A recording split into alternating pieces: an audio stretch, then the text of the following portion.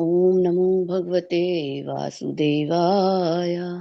ओम नमो भगवते वासुदेवाय।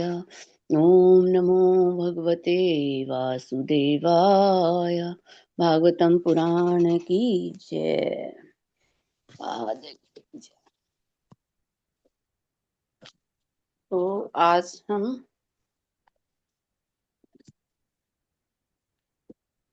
इसमें जो है भागवतम क्लास में चैप्टर इसमें स्कंद 5 चैप्टर 11 और 12 को थोड़ा समराइज करने का प्रयास करेंगे, और जो भी त्रुटि हो उसके लिए सभी भक्त मुझे क्षमा करेंगे। तो अभी तक हमने, माता जी सही आ रही है आवाज? सही आ रही है। यस माता जी। ठीक है।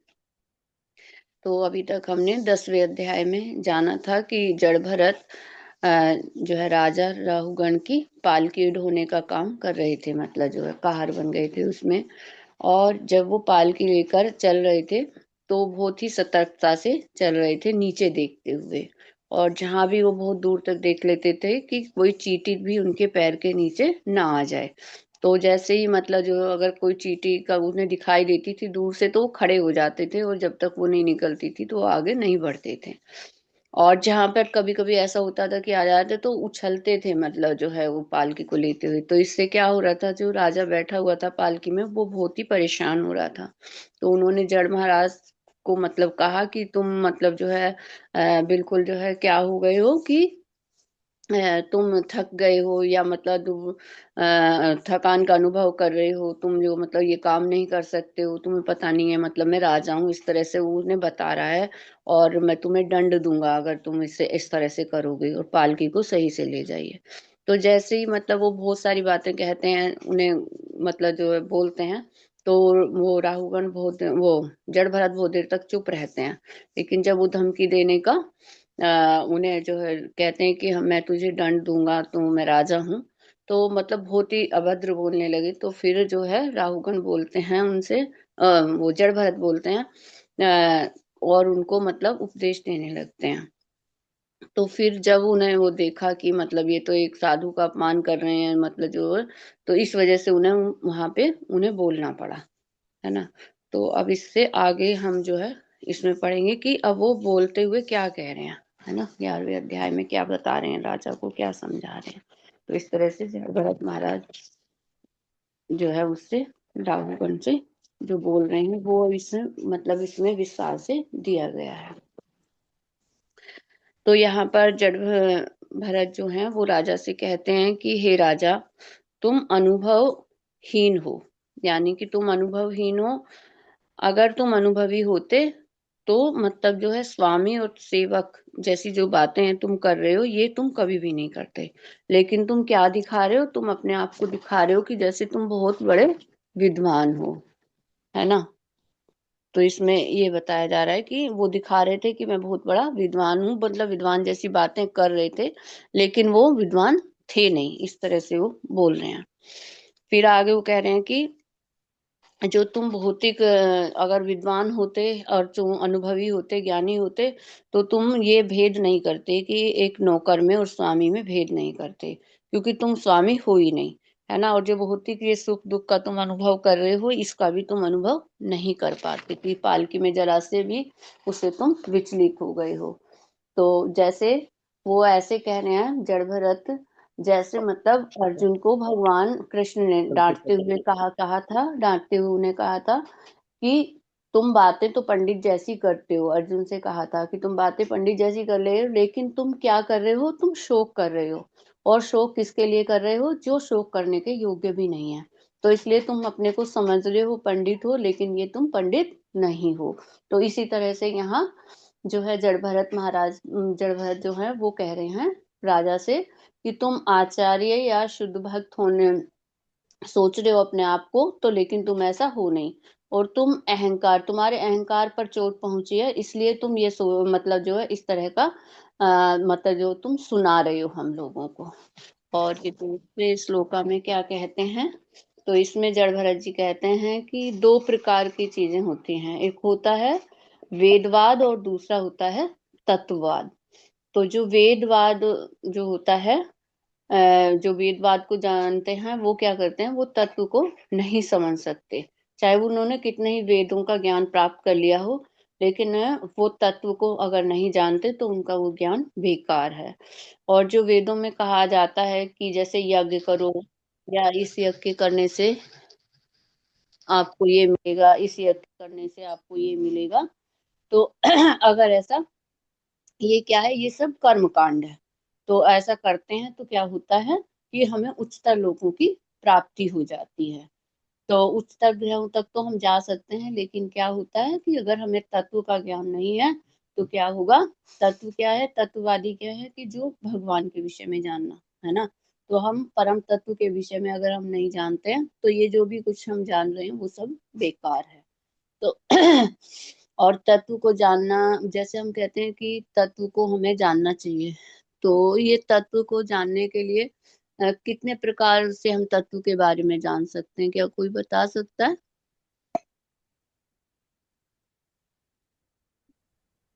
3 प्रकार से। किस नाम बताइए, नाम हाँ, बताइए। ब्रह्मेति, परमात्मेति, भगवान में थे। हाँ ठीक है माता जी, थैंक यू, ये आपने बहुत अच्छे से बताया माता जी। तो हम 3 प्रकार से तत्व के बारे में जान सकते हैं। फिर आगे आता है कि जब व्यक्ति यह जान लेता है, क्या जान लेता है, भगवान के बारे में जान लेता है। भगवान के बारे में किससे जान सकता है कि वेदों के अध्ययन से भी जानेगा, और उसके साथ साथ उसे क्या करना होगा, शुद्ध भक्तों की संगति करनी होगी, और तभी उसे पूर्ण पुरुषोत्तम भगवान का ज्ञान प्राप्त होगा। और जब व्यक्ति यह जान लेता है तो तब उसे जो ये लोक हैं इस जन्म में, श्लोक संख्या 3 है ना, अगर मुझे मतलब समझ में आ ही रहा होगा भक्तों को, चलो ठीक है बोल देती हूँ। श्लोक संख्या 3 में क्या है कि जब व्यक्ति ये सब जान लेता है तो इस लोक में हो या इस जन्म में या अगले जन्म में, या है ना, तो भौतिक सुख की ये उसे कोई इच्छा नहीं रहती। उसे यही सोचता ही नहीं कि मैं उच्च लोक में जाऊं या निम्न लोक में जाऊंगा, या मेरा कौन सा जन्म होगा, कैसा जन्म होगा, और या मुझे भौतिक सुख प्राप्त होना चाहिए, ये सब चीजें उसे कोई भौतिक इच्छा रहती ही नहीं है। जब वो इसको जान लेता है, परम तत्व को जान लेता है, पूर्ण पुरुषोत्तम भगवान के ज्ञान को प्राप्त कर लेता है, तो उसकी ये सारी इच्छाएं समाप्त हो जाती हैं। और भौतिक प्रकृति के जो 3 गुण के कारण हम भौतिक कार्यों में जो लगे रहते हैं, वो हमारे जीवन का लक्ष्य नहीं है ना। हमारे जीवन का लक्ष्य क्या है, हमारे जीवन का लक्ष्य है भगवान के विषय में जानना और भगवान की सेवा करना। लेकिन भौतिक गुणों के कारण जो हमें लगते हैं, तो उससे हम क्या हो जाते हैं, अपने लक्ष्य को भूल जाते हैं। केवल हम वेद अध्ययन करके परम सत्य तक कभी भी नहीं पहुंच सकते, है ना, कि वेदों का अध्ययन करें और लेकिन क्या ना करें, कि आचार्यों भक्तों का संग ना करें, तो हम कभी भी नहीं जान सकते। ज्ञानी तो जैसे बताया जाता है कि ज्ञानी लोग बहुत होते हैं, लेकिन वो भगवान के विषय में नहीं जानते। ये जरूरी नहीं है कि जो ज्ञानी है वो भगवान का भक्त भी हो, भगवान के विषय में जानता हो। अब श्लोक संख्या 4 पे हम आते हैं। इसमें आगे कहते हैं कि जब तक जीवात्मा मन भौतिक प्रकृति के 3 गुणों से दूषित रहता है, जो मन क्या है, मन ही जो होता है ना, वो जीवात्मा का जो मन है वही भौतिक प्रकृति में हमें फंसाता है ना। और जब प्रकृति के जो 3 गुणों से जब दूषित हो जाता है मन, तो क्या हो जाता है, तो उसे जो है, हम अपना इंद्रियों को हम नियंत्रित नहीं कर पाते हैं। और जो मन कैसा है, हमारा मन है एक हाथी के समान, यानी कि जैसे उसे मतलब वो क्या चाहता है, मन क्या चाहता है, स्वतंत्रता चाहता है ना। वो चाहेगा कि मैं बिल्कुल स्वतंत्र रहूं, और स्वतंत्र रहते हुए वो क्या करेगा, अपने मनमानी करेगा। तो इसी तरीके से जो हाथी भी है ना, वो भी अपनी मनमानी ही करता है। तो अगर ऐसे किसी भी हाथी को हम एक बगीचे में, सुंदर से बगीचे में छोड़ दें, और उसे कह दें, मतलब जो स्वतंत्रता रूप से छोड़ दें, तो वो क्या करेगा, कुछ ही देर में उस बगीचे को उजाड़ देगा, तहस नहस कर देगा, है ना। तो उसी प्रकार जो हम हैं, जो हमारा जो मन है, वो भी इसी प्रकार है कि अगर हमने उसको बिल्कुल स्वतंत्र छोड़ दिया तो वो क्या करेगा, अपनी इंद्रिय तृप्ति में लग जाएगा और भौतिक बंधन में हम फंसते चले जाएंगे। उस बंधन से हम कभी भी बाहर नहीं निकल पाएंगे, है ना। फिर श्लोक संख्या आती है हमारी 5। ये बदल दो जरा, है ना। तो इसमें क्या बताया गया कि मन को क्या बताया गया है कि मन हमारा सबसे बड़ा शत्रु है।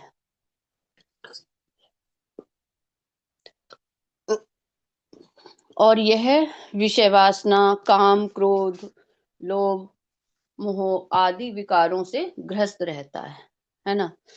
तो ये क्या है कि जो मन के जो गुण है वो क्या है कि जो है वासनात्मक है ना, विषयात्मक है, गुण प्रेरित करते हैं, विकृत है, पीड़ात्मक है।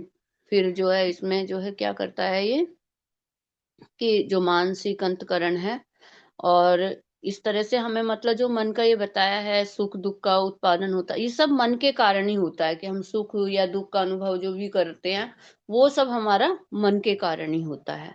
और जो संसार के चक्र का कारण भी यही मन है, क्योंकि जो हम कर्म करते हैं उस कर्म बंधन में बनते जाते हैं और फिर एक दिन क्या होता है, जन्म मरण का चक्र हमारा चलता रहता है और हम इसी में फंसते रहते हैं।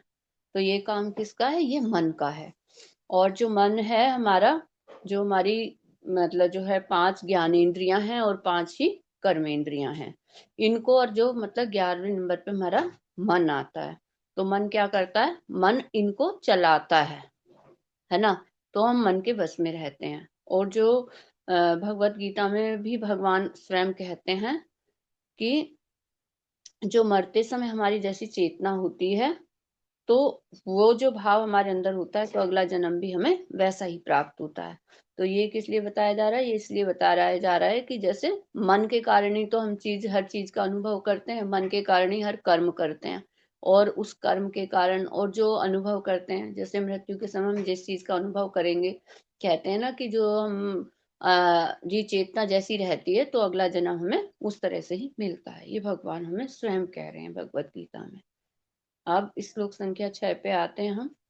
तो मन के जो है, मन जो है क्या है, इसमें यह 6 और 7 में दोनों में ही मन के बारे में बताया जा रहा है कि मन ही जीवात्मा को दुख और सुख का अनुभव कराता है ना। जो हम दुख और सुख का अनुभव करते हैं वो किसके अनुसार करते हैं, मन के अनुसार ही करते हैं। जैसा मन कहता है हम वैसा ही अनुभव करते हैं। अब मन ही क्या बताता है, शुभ कर्म है, अशुभ कर्म है, ये सब जो भी करता है वो सब हम मन के वश में होकर करते हैं। और यदि हमने मन को नियंत्रित कर लिया, अपने वश में कर लिया, तो इंद्रियां स्वयं ही नियंत्रित हो जाएंगी। मन सभी के लिए मतलब जो है, जैसे कहते हैं कि मन क्या है, भौतिक बंधन का कारण है, लेकिन मन मुक्ति का भी कारण है ना। मुक्ति भी दिला सकता है मन, और हमें भौतिक बंधन में भी बांध सकता है। तो यह कैसे हो सकता है कि मन दोनों कार्य कैसे कर सकता है। तो यदि हम मन को जो है भगवान के चरण कमलों में लगा देंगे, और तो उससे क्या होगी, हमारी इंद्रियां स्वतः ही नियंत्रित हो जाएंगी। नियंत्रित कैसे हो जाएंगी कि हमें मतलब जो है मन को भी क्या है, मन को अगर हमें मतलब भौतिक आसक्ति से हटाना है तो उसको भी कहीं ना कहीं तो लगाना ही पड़ेगा। तो चाहे उसे हम कहीं भी लगाएं तो उसका भी काम कहीं ना कहीं तो वो करेगा ही। तो उसके लिए क्या है, हम उसको लगाएंगे भगवान की शरण में।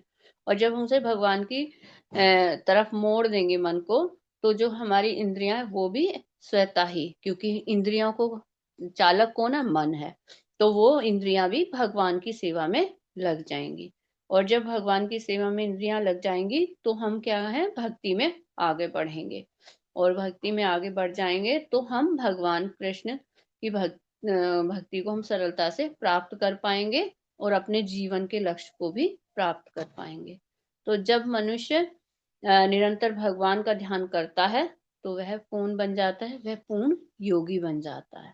वो कब करेगा, जब वो मन को नियंत्रित कर लेगा, भगवान की तरफ उस मन को मोड़ देगा, तब मतलब जो है मन उसके अंदर भगवान के शरण में जाएगा। फिर इस श्लोक का 8 पे आते हैं। तो इसमें बताया गया है कि जैसे बता रहे थे, इसके विपरीत क्या होता है, मन के विपरीत। मन के विपरीत जो है इसमें क्या होगा कि बंधन और मुक्ति, जैसे अभी बताया कि बंधन का कारण मन है और मुक्ति का भी कारण मन है। अभी जैसे बंधन का बताया, लेकिन उसके विपरीत मुक्ति का कारण भी मन ही होता है।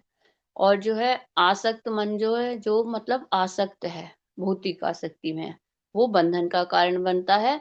और जो विरक्त मन है वो मुक्ति का कारण बनता है, उससे हमें मुक्ति प्राप्त होती है। अब जैसे उदाहरण लिया हमने एक दीपक का, तो जैसे दीपक है, तो दीपक जब हम जलाते हैं तो उसमें क्या होता है कि अगर उसमें थोड़ा सा मतलब घी कम होगा और बत्ती जल जाएगी, जब बत्ती बत्ती खाली जलती है तो क्या हो जाता है, उसपे कालिश आने लगती है। और कालिश आने लगती है तो उसकी वजह से क्या होता है, उसका प्रकाश धुंधला हो जाता है और वो धीरे धीरे धीरे धीरे कम हो जाता है, अंधकार में ही बदल जाता है। लेकिन अगर उसमें घी भरा हुआ हो दीपक में, तो उसकी जो बत्ती है, बत्ती वही होती है, लेकिन वो कैसी जलती है, वो बहुत अच्छे से जलेगी और प्रकाश बहुत अधिक फैलता रहेगा, है ना। तो इसी तरीके से हम हैं। तो हमारा जो मन है जब आसक्ति में लग जाएगा तो क्या हो जाएगा कि जो शुद्ध घी क्या है, शुद्ध घी है भगवान की भक्ति। उसमें अगर हमारे अंदर भक्ति होगी तभी तो हमारा प्रकाश होगा, जैसे जो दीपक जल रहा है। लेकिन अगर हम भौतिक आसक्ति में पड़े रहे तो हम क्या हो जाएंगे, हमारी जो ये बत्ती है वो जल रही है जैसे, तो वो ऐसे ही हमारे अंधकार में बदल जाएगी, यानी कि हम आसक्ति में पड़ जाएंगे और अपने लक्ष्य को भूल जाएंगे। तो इस तरीके से इसका उदाहरण से हमने इस चीज को समझने का प्रयास करेंगे। फिर आगे आता है इसमें,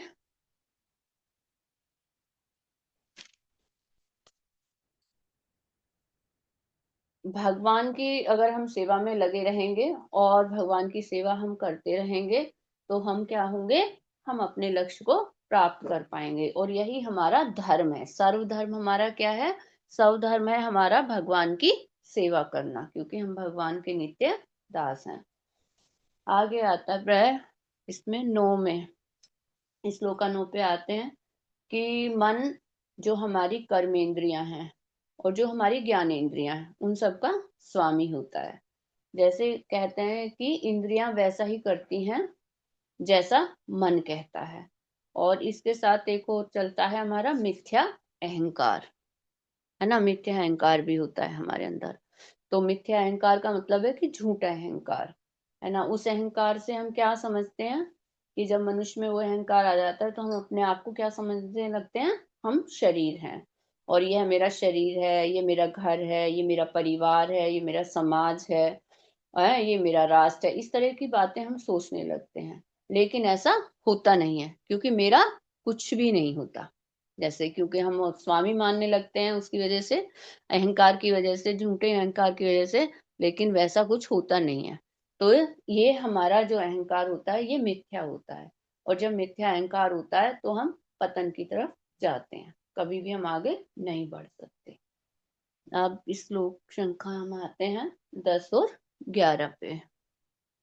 तो इसमें क्या बताया जा रहा है, इसमें भौतिक तत्व है हमारे, जैसे काल है, माया है, और जो है भौतिक गुण है हमारे, क्या है, सतोगुण, रजोगुण, तमोगुण। तो ये सभी क्या है, भगवान के आदेश के अनुसार ही चलते हैं। और भगवान के आदेश से ये चलते हैं तो उन्हीं के अनुसार जैसे कि, लेकिन हम क्या सोचते हैं कि ये हमारे अनुसार चल रहे हैं, तो ये हमारा सोचना गलत है। भगवान जो है भगवत गीता में भी हमें बताते हैं कि वो क्या कहते हैं, जो मतलब है इसमें कि मतलब 5.5 में, कि भगवान क्या कह रहे हैं, भगवान स्वयं कहते हैं कि सर्वस्य चाहम हृदय सन्निविष्टो, है ना। तो वो क्या कह रहे हैं कि मैं सभी को क्या देता हूँ, स्मृति देता हूँ, है ना, और ज्ञान भी देता हूँ, और विस्मृति भी देता हूँ, बुद्धि भी देता हूँ। तो वो कौन देता हूँ, मैं ही देता हूँ। लेकिन हम क्या समझते हैं, हम अपने आप से कर रहे हैं। जैसे अभी हमारे मन में क्या आता है, अरे मुझे कुछ याद नहीं रहता, अरे मेरी तो स्मृति बहुत अच्छी है, मैं तो बहुत याद रखता हूँ, ये तो मुझे एक बार में ही याद हो जाता है। ये हमारा क्या, यही तो मिथ्या अहंकार है। लेकिन ये नहीं पता हमें ये सब किससे चल रहा है, ये सब भगवान से ही चल रहा है। जैसी भगवान की इच्छा होती है वो उसी के अनुसार चलता है, लेकिन हम इसे अपने आप को सोचने लगते हैं। फिर इसमें भगवान कहते हैं कि जैसे बताया गया कि क्षेत्रज्ञ, क्षेत्रज्ञ क्या होते हैं, क्षेत्रज्ञ को दो प्रकार के क्षेत्रज्ञ माने गए हैं। तो वे कौन कौन से माने गए हैं? हरे कृष्ण, कोई आत्मा बता। और परमात्मा। हाँ, तो इसमें आत्मा और परमात्मा को क्षेत्रज्ञ माना गया है ना। तो जीव मतलब जो इसमें जीव भी इसी प्रकार मतलब जैसे जो आत्मा है वो क्या है, वो भी स्वामी है। किसका? हमारे शरीर का, है ना। किंतु परम क्षेत्रज्ञ कौन है? पूर्ण पुरुषोत्तम भगवान ही परम क्षेत्र मतलब जो क्षेत्रज्ञ हैं। और वो सभी के साक्षी भी हैं, और वो ही हमें आज्ञा देते हैं, उसी के अनुसार हम कार्य करते हैं। लेकिन जब भगवान की आज्ञा को हम नहीं मानते तो हम क्या है, हम दुख उठाते हैं। और इसमें अब आगे श्लोक संख्या 12 पे चलते हैं हम। माता जी ठीक है, कुछ ज्यादा स्पीड तो नहीं है, तेज सही समझ में आ रहा है माता जी? कुछ गड़बड़ हो तो नहीं बताइएगा। माता जी ठीक है, बाकी तक बता सकते हैं, सही लगता ठीक है, तो इसमें क्या है, अब आगे आते हैं हम श्लोक संख्या 12 पे। तो इसमें क्या बता रहे हैं, जड़ भरत कह रहे हैं कि जो व्यक्ति जीवन मुक्त है वह यह सब देख सकता है। वह जानता है कि वह अ, मन के कारण ही जन्म जन्मांतर से इसमें वो फंसा हुआ है। कि जो व्यक्ति मुक्त है, मुक्त का मतलब है कि जो आसक्ति से विरक्त हो चुका है, भगवान में उसका ध्यान लग चुका है, तो वो क्या है, वो सब जान जाता है। क्या जान जाता है? कि मन ही सभी दुखों का कारण है, और मन के कारण ही क्या हो रहा है, मैं जन्म जन्मांतर तक इस भव बंधन में फंसा हुआ था। तो इसलिए वह अपने आप को शुद्ध करने और भगवान के धाम जाने का प्रयत्न करता है। तो फिर वो सोचता है कि मुझे शुद्ध होना चाहिए और भगवान के धाम जाने का उसे प्रयास करना चाहिए। तो यह वो कौन जानने लगता है? जो मुक्त हो जाता है। फिर इसमें सामान्य जो जीव होते हैं वो दो प्रकार के होते हैं। एक होते हैं नित्यबद्ध और एक होते हैं नित्य मुक्त।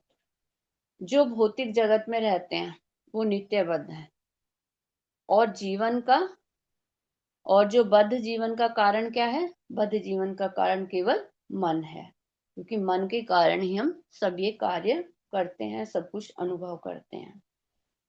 और जो बद्ध तथा मुक्त अवस्थाओं की तुलना सुषुप्त तथा जागृत अवस्थाओं से की जाती है ना। जो मुक्त अवस्था है वो कैसी है? जागृत अवस्था होती है, और जो बद्ध अवस्था है वो सुषुप्त अवस्था होती है।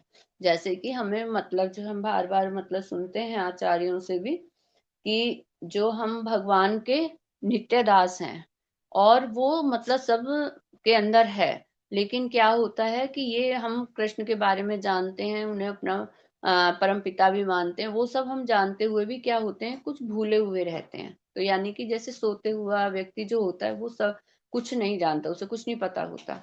लेकिन वो जागृत अवस्था में होगा तो उसे सब कुछ पहले की तरह याद आ जाएगा। लेकिन जो सुसुप्त रहेगा, सोता रहेगा, उसे कुछ याद नहीं आएगा। तो जो हम बद्ध जीव हैं वो ऐसे ही हैं। लेकिन अगर हमें कोई शुद्ध भक्त या मतलब कोई भक्तजन हमें जगा दें, यानी कि उस चीज की तरफ हमें बता दें उसके बारे में, तो हम उसको जान जाएंगे। तो ये हमारी जो है एक तरह से जो मतलब स्थिति हमारी बद्ध जीवों की ये स्थिति है कि हम सब कुछ जानते हैं पहले से ही, लेकिन क्या हो रहे हैं कि हम जैसे सो जाते हैं और सब कुछ भूले रहते हैं, वो हमारी स्थिति वही है। लेकिन जो नित्य मुक्त होते हैं वो इस चीज को, अब अपनी अवस्था को जानते हैं कि हम भगवान के नित्य दास हैं और भगवान की शरण में लगे रहते हैं, भगवान के सनातन अंश हैं, उन्हें सब कुछ ये पता होता है। और अगर किसी भी व्यक्ति को उन भक्तों का संग मिल जाए तो वो भी इस चीज को मतलब जो है वो जाग जाएगा और उसको समझने लगेगा। आगे आते हैं हम श्लोक संख्या 13 और 14 पर। तो इसमें भी हमें मुक्त आत्मा और भगवान के बारे में ही बताया जा रहा है। तो इसमें बताया जा रहा है कि भगवान ही सभी के कारण है। तो इसमें क्या बता रहे हैं कि भगवान सभी के कारण है, वे पूर्ण स्वतंत्र हैं, और वो जन्म मृत्यु जरा व्याधि से क्या हो गए हैं, वो मुक्त हैं, उन पर उसका कोई प्रभाव नहीं पड़ता। तो ये कौन है? जो मुक्त व्यक्ति होते हैं ना, वो सब ये सब जान जाते हैं कि भगवान क्या है। भगवान सभी के कारण है, भगवान सभी के स्रोत हैं, भगवान पूर्ण रूप से स्वतंत्र हैं, भगवान पर जन्म मृत्यु का कोई प्रभाव नहीं पड़ता, कोई बीमारी का प्रभाव नहीं पड़ता। तो ये सब बात कौन जानते हैं? जो मुक्त व्यक्ति होता है वो सब इन बातों को जान जाता है। और वो ब्रह्म आदि से देवताओं के भी स्वामी है। वो क्या कहता है? उसे ये भी पता है कि वे ब्रह्मा आदि, ब्रह्मा सबसे बड़े वो माने जाते हैं कि ब्रह्मा और भी जितने भी देवता हैं सबके स्वामी कौन है? भगवान है। और उनका नाम क्या है? नारायण है। और वो क्या जानता है? वो सब जान जाते हैं कि वे परम ऐश्वर्यवान हैं, वे सभी के आश्रयदाता हैं, और वे भगवान वासुदेव अर्थात पूर्ण पुरुषोत्तम भगवान के नाम से जाने जाते हैं। ये सब चीजें कौन जानता है? जो मुक्त व्यक्ति होता है उसे ये सब चीजें पता होती हैं, वह सब ये जान जाता है। और वह ये भी जानता है कि वो समस्त जीवात्माओं के हृदय में स्थित रहते हैं, और अपने अंश रूप में पुरुषोत्तम भगवान क्या करते हैं? समस्त शरीरों में प्रवेश कर सकते हैं और उनको नियंत्रित भी करते रहते हैं, क्योंकि वो अपनी शक्ति से ही तो सभी के अंश रूप में अपना शरीर में स्थिर रहते हैं और वहां से सबको नियंत्रित भी करते रहते हैं। तो ये जो मुक्त व्यक्ति होते हैं वो सब इस बात को जानते हैं। फिर आगे बताया जा रहा है कि जड़ भरत महाराज से कहते हैं कि जब तक बद्ध आत्मा भौतिक शरीर को स्वीकार करता है और भौतिक सुख के कलमश से मुक्त नहीं होता, तब तक वह आध्यात्मिक ज्ञान प्राप्त नहीं कर सकता। यानी कि जब श्लोक संख्या 15 आगे करिए,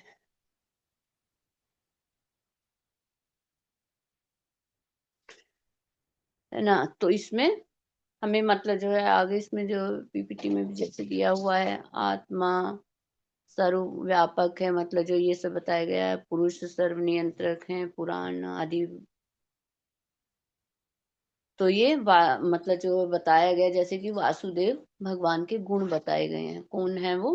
मतलब सर्वव्यापक हैं, सर्वोच्च नियंत्रक हैं, आदि पुरुष हैं, अनुभूति योग्य हैं, स्वयं प्रकाशक हैं, जन्म मृत्यु से रहित हैं, देवों के भी देव हैं, और आश्रयदाता नारायण का होता है आश्रयदाता, भगवान है, ऐश्वर्य से युक्त हैं, और सबके आधार हैं, सभी के हृदय में स्थित रहते हैं। वो सब वासुदेव के गुण ये इसमें बताए गए हैं पुस्तक में। तो ये इससे कि मतलब जो है वो सब ये चीजें जान जाते हैं।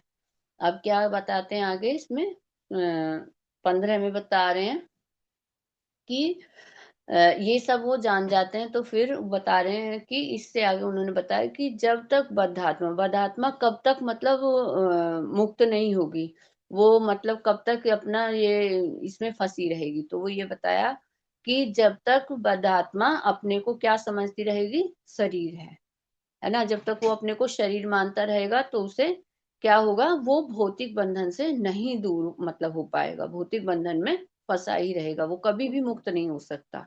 क्यों? क्योंकि वो जो भी कुछ कार्य करेगा वो किसके ऊपर करेगा? अपने शरीर को मानते हुए, शरीर मैं शरीर हूँ, इस चीज को मानते हुए हर कार्य को उसी के अनुसार करेगा। वो ये नहीं मानेगा कि मैं एक आत्मा हूँ। और आत्मा कौन है? भगवान का अंश है, और भगवान के अंश है तो हमें क्या करना होगा? भगवान की सेवा करनी होगी। तो इस तरफ उसका ध्यान ही नहीं जाएगा, क्योंकि वो तो अपने को शरीर मान रहा है। तो इस वजह से वो व्यक्ति कभी भी आध्यात्मिक ज्ञान को प्राप्त नहीं कर सकता। फिर आता है हमारा श्लोक संख्या 16। तो इसमें बता रहे हैं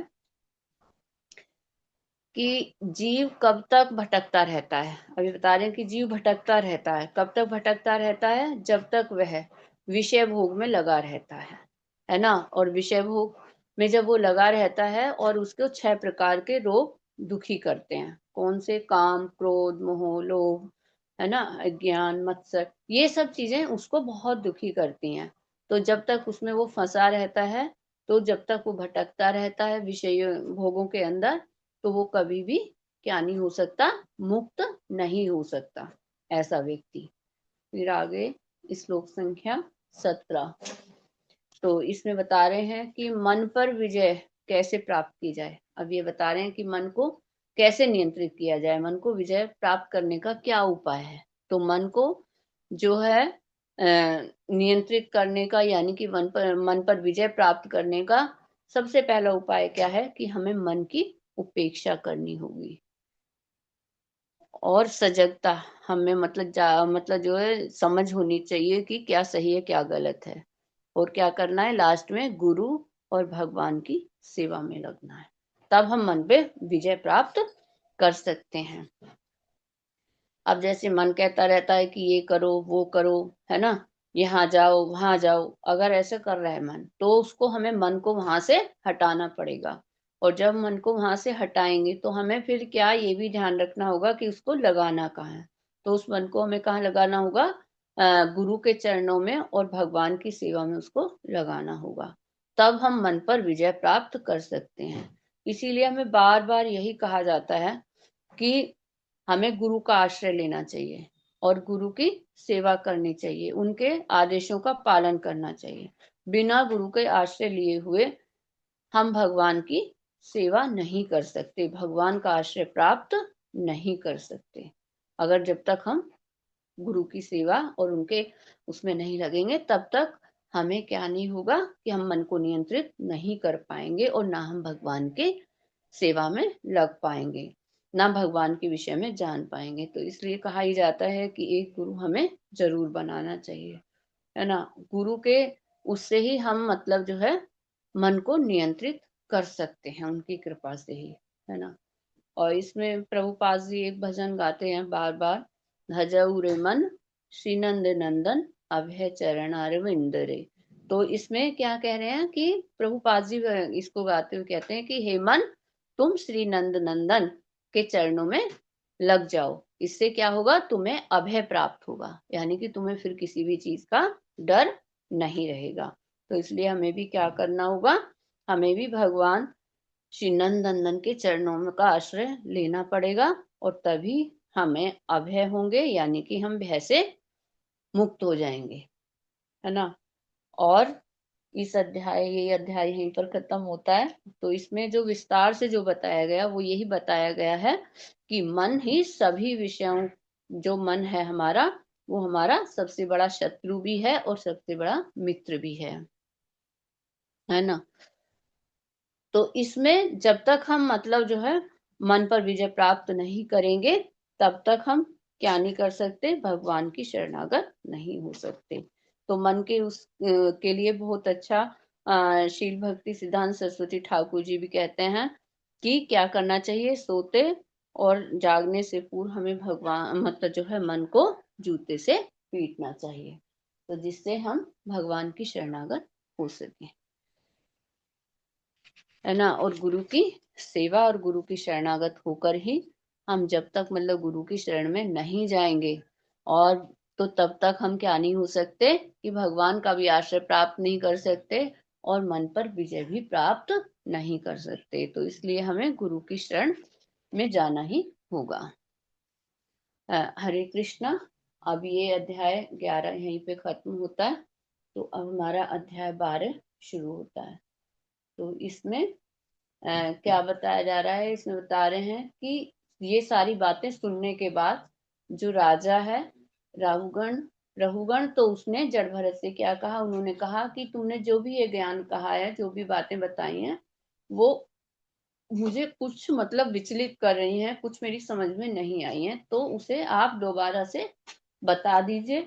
तो उनका क्या करने लगे, क्योंकि उसका भ्रम दूर हो गया और उन्हें वो आदर से प्रणाम करने लगा और जो है प्रार्थना करने लगा कि जो भी कुछ आपने बताया इसको दोबारा से मुझे समझाइए।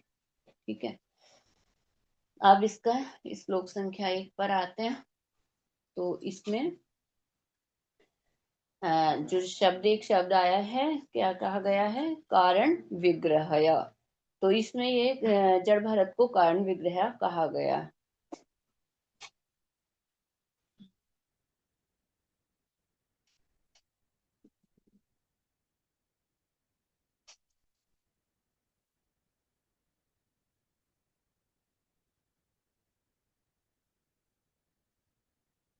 तो उन्होंने जो है राहुगण जो कह रहे हैं मतलब रघुगण, तो वो बोल रहे थे, क्या बोल रहे हैं वो कि उन्हें क्या कहा गया कि मतलब जो है कारण विग्रह। तो ये इसमें प्रभुपाद जी स्पष्ट कर रहे हैं तात्पर्य में कि कारण विग्रह उन्हें क्यों कहा गया।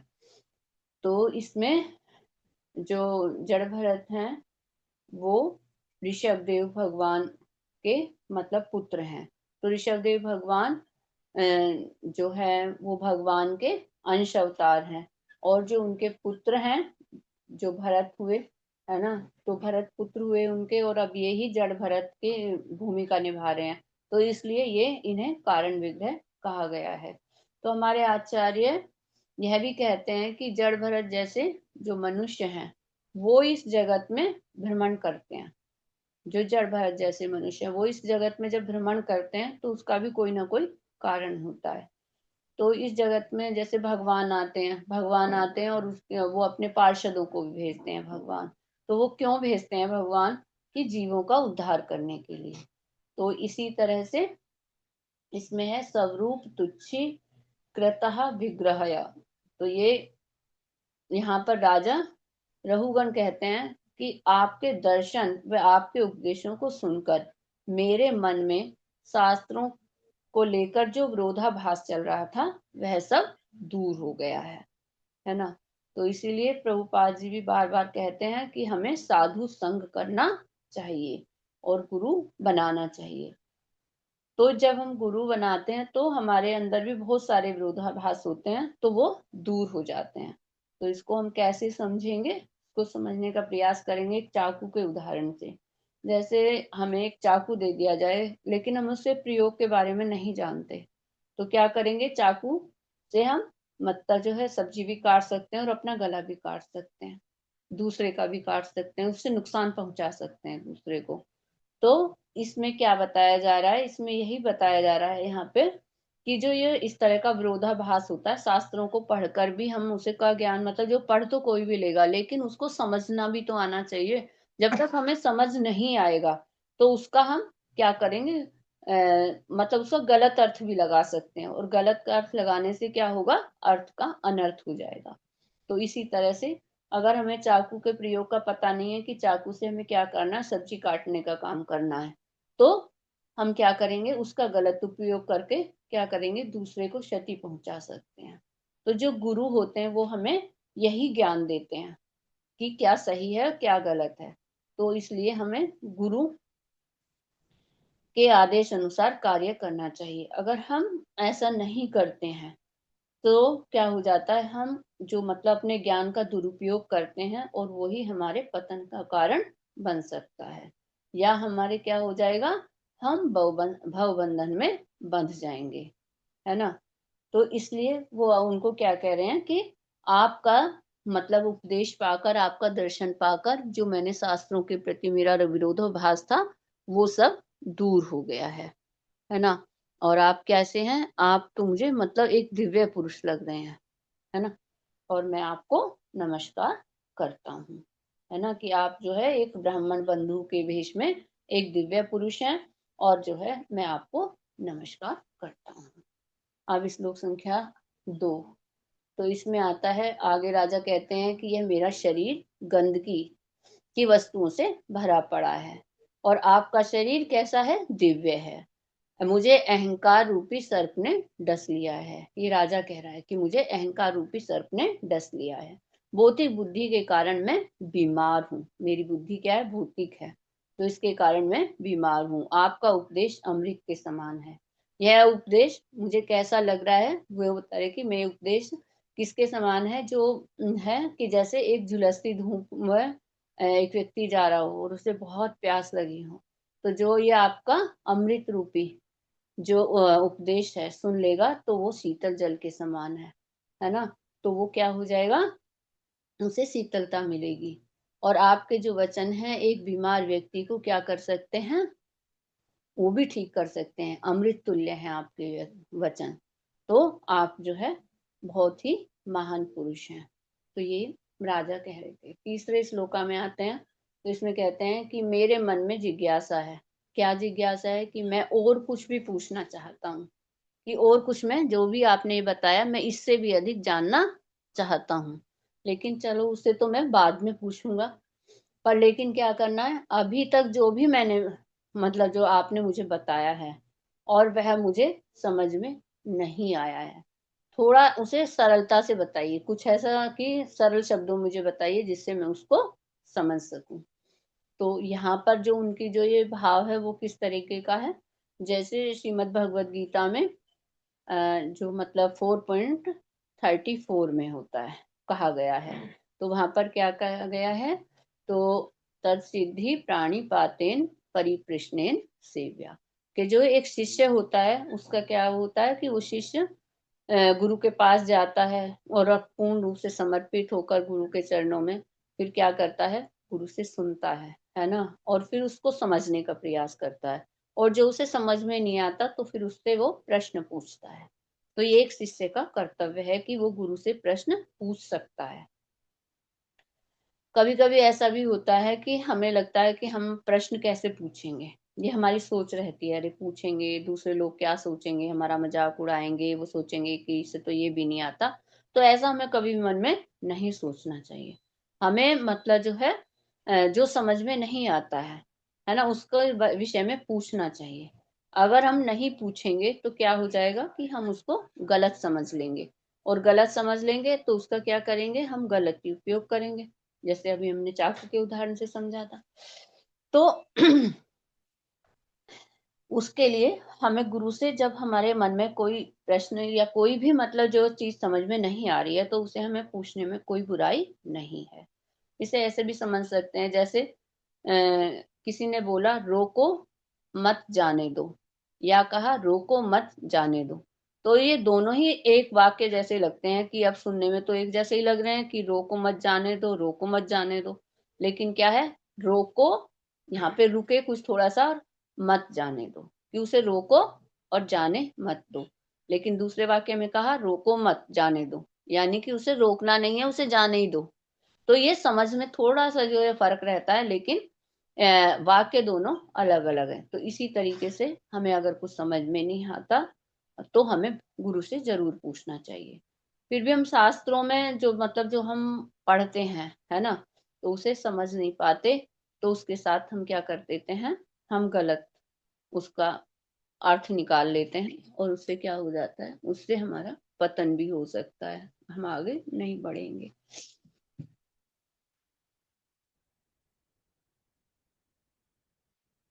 जो सच्चा साधु होता है वो हमें क्या बताता है, जब हम कुछ उनसे पूछते हैं प्रश्न, तो जो सच्चा साधु होता है तो वो हमें उस शास्त्रों के अनुसार ही बताएगा। अगर उसे मतलब जो है या उसे नहीं आता तो वो क्या कहेंगे, मैं अपने सीनियर भक्तों से पढ़ सुन के मतलब जो उनसे पूछ के बताऊंगा, अपने गुरुजनों से पूछ के बताऊंगा।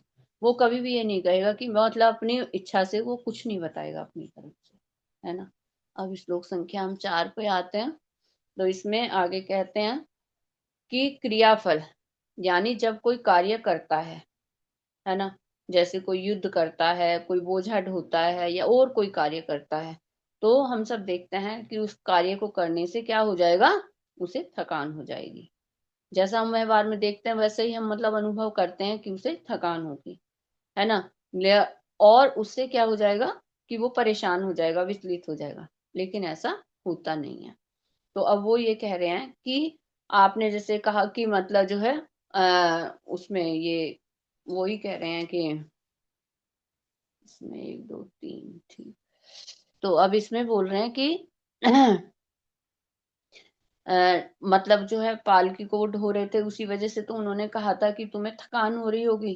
तो ऐसा वो व्यवहार में देख रहे हैं, लेकिन वो ऐसा नहीं था। वो क्यों नहीं था, अब यहाँ से बता रहे हैं आगे। ये सब प्रश्न उन्होंने किए कि ये सब बातें सुनकर कि आप कह रहे हो कि मतलब मैं थका नहीं हूँ, तो ये मैं सुन के मतलब होती वो विचलित हो रहा हूँ कि ये मुझे समझ में नहीं आ रहा ये ऐसा क्यों है। तो अब यहाँ से कौन बोल रहे हैं, यहाँ से जड़ भरत महाराज बोलते हैं। अब तक राजा बोल रहे थे। तो यहाँ पर 5 और 6 इस श्लोका में यह बताया जा रहा है कि यह सब सुनकर जड़ भरत बोलते हैं कि अब क्या तर्क देते हैं कि मनुष्य किस प्रकार खड़ा होता है, किस पर खड़ा होता है मनुष्य, और किस पर चलता है, किस पर चलता है, पृथ्वी पर। और जैसे वो पृथ्वी पर चलता है तो पृथ्वी और जो पैर वो दोनों अलग अलग हैं, ऐसा हमें दिखता है, लेकिन है नहीं। पृथ्वी भी मिट्टी है और पैर भी हमारा किससे बना है? मिट्टी से बना है, पंचभूत से बना है। तो जिसमें जो तत्व होता है, 4 5 6 5 6 चीजें, है ना। तो इसमें जो हमारा पैर है, एड़ी है, टखना, कुछ भी है शरीर का जो भी अंग है, वो सब किससे बने हैं? मिट्टी से बने हैं। और जो हम उसमें बताया उन्होंने कि जो तुम्हारी जो पालकी है, वो कंधों पर जो रखी है, पालकी का जो डंडा है, वो लकड़ी वो किस पे रखी है? वो मैंने कंधे पे रखी है। और वो भी किससे बनी है? वो भी मिट्टी से बनी है, क्योंकि जो लकड़ी है वो भी मिट्टी में ही होती है। तो सारी चीजें किससे बनी हुई है? मिट्टी से। तो इस पालकी में जो बैठा हुआ है, कौन बैठा हुआ है? राजा। तो राजा का शरीर किससे बना है? वो भी मिट्टी से बना है। लेकिन अहंकार के कारण वह क्या सोच रहा है? अपने आप को सोवीर सिंधु राज्य का राजा समझ रहा है वो अपने आप को। और तो अब जो है प्रश्न उठता है कि थकान, थकान का, तो थकान क्यों हो रही है? मतलब जो थकान कैसे हो सकते है? तो वो यहाँ पर जड़ भरत कहते हैं कि शरीर थकता है, लेकिन मैं शरीर नहीं हूँ। क्या हूँ? मैं तो आत्मा हूँ, है ना। उन्होंने बताया कि जो है मैं तो क्या हूँ? आत्मा हूँ। तो इसलिए क्या है कि मैं, मेरे अंदर कोई थकान नहीं हो रही है। तो ये क्या थी? यही थी उसकी मतलब जो राजा को ये मतलब कहा कि सारी चीजें किससे हैं? पृथ्वी से बनी हैं। और जो ये सब चीज पृथ्वी पर ही मतलब चलते हैं, पृथ्वी पर ही मतलब जो है लकड़ी पैदा होती है, तो सब चीजें तो पृथ्वी पे ही हो रही हैं, तो सब मिट्टी है। तो लेकिन फिर क्यों मैं थकूंगा? क्योंकि मैं एक शरीर नहीं, मैं एक आत्मा हूँ। जबकि राजा क्या मान रहा है? राजा कह रहा है कि मैं एक मतलब जो है शरीर, मतलब जो है जब शरीर थकता है तो आत्मा भी थकती है। ऐसा नहीं होता। तो राजा के इसको मतलब जो है गलत उसको वो स्पष्ट कर रहे हैं। फिर आगे आता है इसमें श्लोक संख्या 7 पर। आगे जड़ भरत कहते हैं कि तुम कहते हो मैं राजा हूँ, इसलिए तुम इन निर्दोष व्यक्तियों को क्या कर रहे हो? जबरन अपनी पालकी उठाने के लिए इसे विवश किया हुआ है तुमने। तो ये कोई न्याय की बात नहीं है, ये अन्याय है। इस व्यवहार से तुम व्यवहार को देखकर मुझे क्या लग रहा है कि तुम तो एक क्रूर और निर्दयी राजा हो। फिर भी तुम अहंकार के कारण क्या कहते हो? कि मैं प्रजा का रक्षक हूँ, है ना। फिर भी क्या कह रहे हो कि तुम, मैं एक इस प्रजा का रक्षक हूँ, क्योंकि राजा का काम क्या है? प्रजा की रक्षा करना। तो इसलिए वो क्या कह रहे हैं कि तुम ये समझते हो अपने आप को कि तुम इस प्रजा मतलब जो इनके रक्षक हो, लेकिन तुम ऐसे हो नहीं। और जो अगर तुम ऐसा सोच रहे हो अपने आप में, तो यह एक मुझे लग रहा है हास्यास्पद सा लग रहा है। क्योंकि क्यों लग रहा है? कि तुम अज्ञानी हो, तुम नहीं समझ, तुम जो है एक अल्प ज्ञानी हो, तुम ज्ञानी हो ही नहीं। अगर तुम ज्ञानी होते तो तुम ऐसा अपने आप में नहीं सोचते। और तुम्हें कोई भी मतलब जो अगर किसी के सामने तुम ये कहो कि मैं बहुत बड़ा ज्ञानी हूं, तो कोई जो महान व्यक्ति होंगे वो कभी भी तुम्हें ज्ञानी नहीं मानेंगे। तो राजा का कर्तव्य क्या होता है? प्रजा की रक्षा करना, उसके कष्टों को दूर करना। लेकिन तुम तो उल्टे क्या कर रहे हो? उल्टे उन्हें कष्ट दे रहे हो। इसलिए तुम कभी भी महान राजा नहीं हो सकते। इस तरह से उन्हें डांटते हैं। फिर आगे श्लोक संख्या 8 में, इसमें जड़ भरत कहते हैं कि इस पृथ्वी पर विभिन्न रूपों में जीवात्मा है। इस पृथ्वी पर विभिन्न रूपों में जीवात्मा है। कुछ गतिशील हैं, कुछ गतिशील नहीं है। जैसे एक कुम्हार, अब जो वो अब हम समझा रहे हैं कि इसको हम समझने का प्रयास करेंगे तात्पर्य में से ही, नहीं तात्पर्य में से नहीं। हाँ, तो इसे हम समझने का प्रयास करेंगे। जैसे उन्होंने कहा कि पृथ्वी पर जो है अनेक जीवात्माएं हैं, कुछ गतिशील हैं, कुछ गतिशील नहीं है, है ना। कोई छोटा कोई बड़ा, इस तरह की हैं। तो अब वो कह रहे हैं कि जैसे कुम्हार है, कुम्हार घड़ा बनाता है, तो कोई सुंदर बन जाता है, कोई कुरूप बनता है, कोई बड़ा होता है, कोई छोटा होता है ना। लेकिन वे बनते किससे हैं? मिट्टी से ही बनते हैं, है ना। और वो टूटने के बाद क्या हो जाते हैं? मिट्टी में मिल जाते हैं। इसी प्रकार हम भी मिट्टी से उत्पन्न होते हैं और कुछ समय रहते हैं और उसके बाद मिट्टी में ही मिल जाते हैं। जैसे हम देखते हैं इसको कि दीपावली पे हम देखते हैं कि बहुत सारी जो एक मिठाई बनती है, चीनी से बनाते हैं। तो उसमें क्या करते हैं कि चीनी की मिठाई बनाते हैं, तो उसमें क्या बनाते हैं? अलग अलग तरह के घोड़ा, हाथी, बंदर इस तरह से बना देते हैं। तो वो क्या है, वो बने तो चीनी से ही है ना, उससे तो अलग नहीं है। तो इसी तरह से हम भी बने किससे बने हुए हैं, मिट्टी से ही बने हुए हैं। आगे हम इसमें आते हैं श्लोक संख्या 9। तो श्लोक संख्या 9 में भी हमें यही बताया गया है कि यहाँ पर जड़ भरत कहते हैं कि कुछ लोग मिट्टी को सत्य नहीं मानते, मिट्टी को भी वो सत्य नहीं मानते। जो साइंस वाले हैं वो क्या कहते हैं कि परमाणु को वो मानते हैं कि सबसे पहला छोटा अंश क्या है, पार्टिकल मानते हैं इसको, परमाणु है। अब प्रश्न आता है परमाणु कहाँ से आया, है ना। तो वो कहते हैं कि अपने आप ही प्रकट हो गया। तो क्या कभी कोई ऐसा कार्य हो सकता है कि अपने आप हो जाए? कभी कोई अपने आप प्रकट नहीं हो सकता, उसके पीछे कोई ना कोई कारण जरूर होता है ना। तो कहते हैं जो तर्कवादी हैं वो तर्क देते हैं, दार्शनिक लोग हैं वो कहते हैं कि यह सब सत्य नहीं है, सब गलत है, ऐसा बोलते हैं।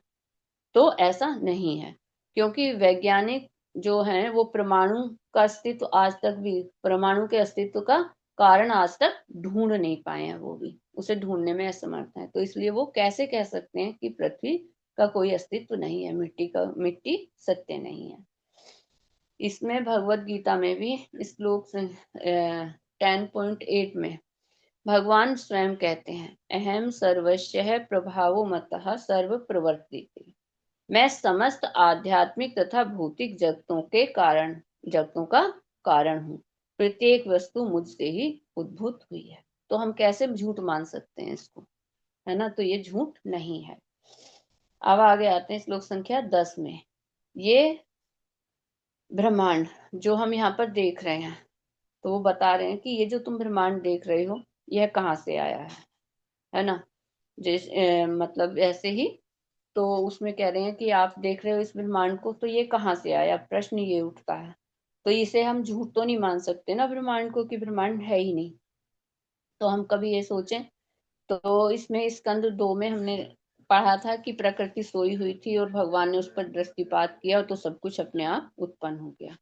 तो ये ऐसे ही हम सोचें कि दुर्गा देवी है, माया देवी है, तो अगर उनसे सब कुछ उत्पन्न हो रहा है तो यह सब सत्य है। तो यह सत्य नहीं है।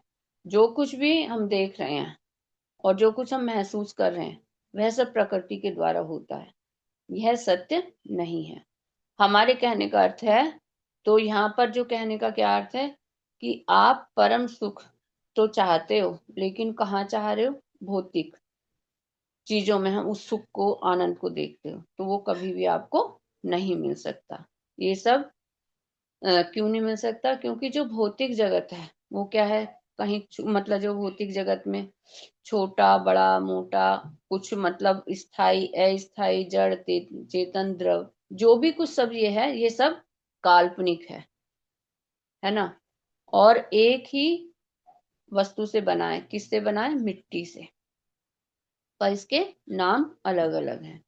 ये सब क्षणिक हैं, क्षण भर रहेंगी और उसके बाद नष्ट हो जाएंगी, इसीलिए ये सत्य नहीं है। तो इसको हमें सत्य नहीं मानना चाहिए। फिर आगे आते हैं हम श्लोक संख्या 11 पर। तो यहाँ पर आता है प्रश्न, फिर वो अपने आप ही बता रहे जड़ भरत की, फिर प्रश्न ये उठेगा कि ये सत्य आखिर है क्या। सत्य क्या है, सत्य है परम ज्ञान, जो भौतिक गुणों के कलमश से रहित है। यानी कि भौतिक गुण हमारे सतोगुण रजोगुण तमोगुण इस सब से मुक्त है, यानी कि तत्व का ज्ञान। और जिसे तत्व का ज्ञान है वही मुक्त हो सकता है, और जो परम तत्व को जानता है वही मुक्त है। भगवत गीता में भी 7.19 में भगवान स्वयं कहते हैं, बहु नाम जन्म नाम अंते ज्ञानवान नाम प्रपद्यते वासुदेव सर्वम इति समहम आत्मा महान आत्मा सु दुर्लभ। क्या कहते हैं, भगवान ने स्वयं कहा है कि अनेक जन्मांतर के बाद जिसे हम सचमुच ज्ञान प्राप्त होता है वह मुझे समस्त कारणों का कारण जानकर मेरी शरण में आ जाता है। कि बहुत जन्म लग जाते हैं भगवान को जानने में, कि उसे सचमुच ज्ञान प्राप्त होगा तो फिर वो भगवान की शरण में आता है, और ऐसा महात्मा अत्यंत ही दुर्लभ है। कब तक वासुदेव को कोई नहीं समझ सकता। अब ये भी बात आती है कि कब तक नहीं समझ सकता, तो इसमें बताते हैं वो कि कोई कहता है कि मैं योग से समझ सकता हूँ, कोई कहता है मैं तप से समझ सकता हूँ, है ना। तो ये योग से तप सबसे किसी से भी नहीं समझे जा सकते। हम भगवान को योग से तप से नहीं समझ सकते। फिर जड़ भरत आगे कहते हैं श्लोक संख्या 12 में कि हे राजा रघुगण, जब तक मनुष्य महान भक्तों के चरण कमलों का आश्रय नहीं लेगा तब तक वो वासुदेव को नहीं समझ सकता। चाहे वो ये कहे कि मैं ब्रह्मचर्य, गृहस्थ, वानप्रस्थ, संन्यास सभी आश्रमों का सही से पालन कर रहा हूँ, है ना। और सर्दी में, कितनी सर्दी में वो पानी में घुसकर तपस्या करने लगे, बहुत ठंडे पानी में, या गर्मी में चारों तरफ अग्नि को जला दे, है ना, और उसमें मतलब वो तपस्या करे, लेकिन फिर भी वो अपना इस परम सत्य को नहीं जान सकता। परम सत्य को जानने का एक ही उपाय है, वो क्या है कि महान भक्तों का मतलब जो है आश्रय लेना, महान भक्तों का अनुग्रह प्राप्त करना। उससे ही हम भगवान के विषय में जान सकते हैं, परम सत्य के विषय में जान सकते हैं। श्लोक संख्या 13 आती है। फिर ये कहते हैं कि शुद्ध भक्त कौन हो सकते हैं। तो इसमें जड़ भरत जी कहते हैं कि जहां भी भगवान के भक्त मिलेंगे, शुद्ध भक्त वे होते हैं कि जहां भी जो भगवान के भक्त होंगे वो क्या करेंगे, समय को नष्ट नहीं करेंगे और भगवान के गुणों का, स्वरूप का, लीलाओं की चर्चा करेंगे। यानी कि यही उनका लक्ष्य होता है, यही उनका स्वभाव होता है कि वो जहां भी रहेंगे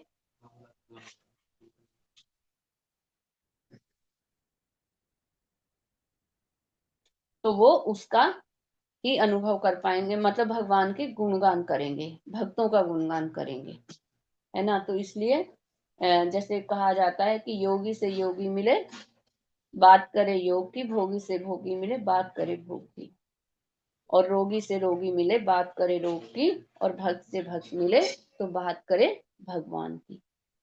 तो जहां भक्त होंगे वहां भगवान की ही चर्चा होगी।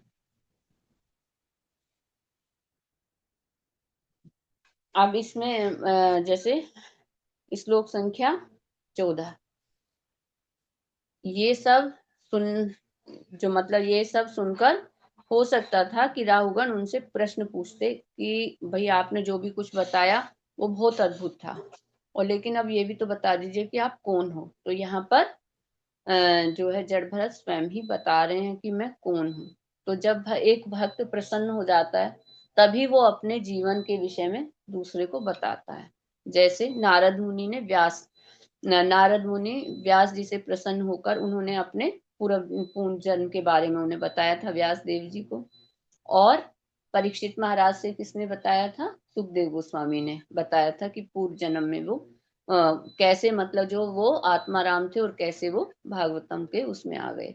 तो ये सब जो है तब होता है जब एक व्यक्ति प्रसन्न हो जाता है दूसरे से, तभी वह उसकी बात बता पाता है। तो इसी यहाँ पर जो मतलब जड़ भरत है वो अब बता रहे हैं राजा को कि मैं मतलब जो है पहले जन्म में मेरा नाम क्या था, महाराज भरत के नाम से मेरा नाम था, और मैं इस पूरे उसका राजा था। और जो ये भारत नाम जो पड़ा है ये भी मेरे नाम के ऊपर ही इसका नाम भारत पड़ा है, इसका राज्य का।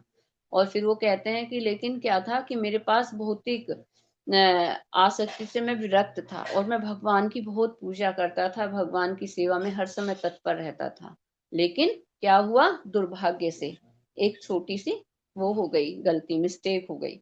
वो क्या हो गई कि मैं एक हिरण से आसक्त हो गया, और उससे इतना आसक्त हो गया कि मैं आध्यात्मिक कार्यों को भूल गया। और उन आध्यात्मिक कार्यों को भूलने के कारण, उपेक्षा करने के कारण क्या हुआ कि मेरा अगला जन्म भगवान ने क्या किया, मुझे दंड दिया और मुझे अगला जन्म किसका मिला, हिरण का मिला।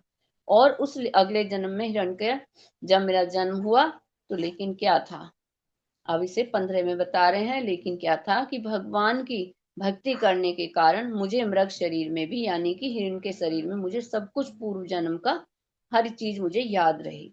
और उस पूर्व जन्म की याद के कारण ही क्या हुआ कि मैं बहुत सतर्क रहा, और फिर मुझे कुछ समय बाद उस से मुझे मुक्ति मिल गई। और अब मैं मतलब क्या हुआ, मेरा दूसरा जन्म हुआ, जो मैं अब ये मेरा जन्म है।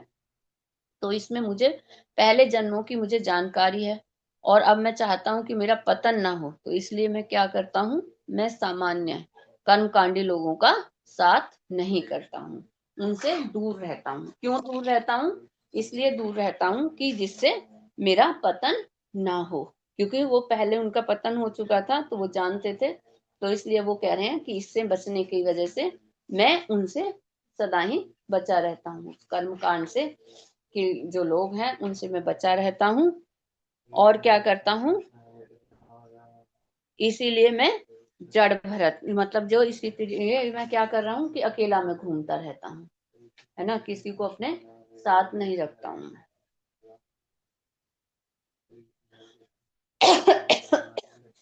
अब श्लोक संख्या 16।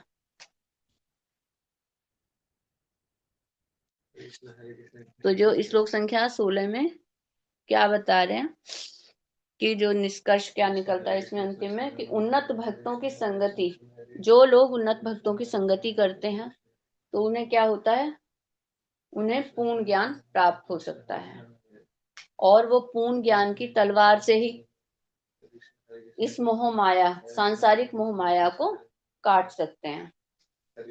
और भक्तों की संगति से ही मतलब और श्रवण कीर्तन जो करते हैं, भक्तों की संगति के में हम श्रवण कीर्तन करते हैं भगवान के नाम का, तो उससे क्या होते हैं, हमारे अंदर अनुरक्ति आती है, यानी कि हमारे अंदर विरक्ति आने लगती है।